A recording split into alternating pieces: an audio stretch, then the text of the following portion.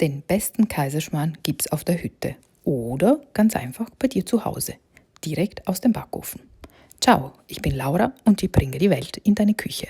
Dieser original österreichische Kaiserschmarrn wird extra fluffig, ganz ohne Pfanne und absolut ohne Stress. Mit einer Handvoll Zutaten und in wenigen Minuten zaubern wir die besten Schmarrn, wie auf der Alm. Serviert mit Apfelmus oder wer mag lieber mit Zwetschgenröster, schmeckt er wie ein kleiner Kurzurlaub in den Bergen, nur eben ganz gemütlich zu Hause. Die Zutaten und das Rezept findest du in der Beschreibung und natürlich auf meinem Blog, der Cooking Globetrotter. Gerne speichern und unbedingt ausprobieren. Buon appetito!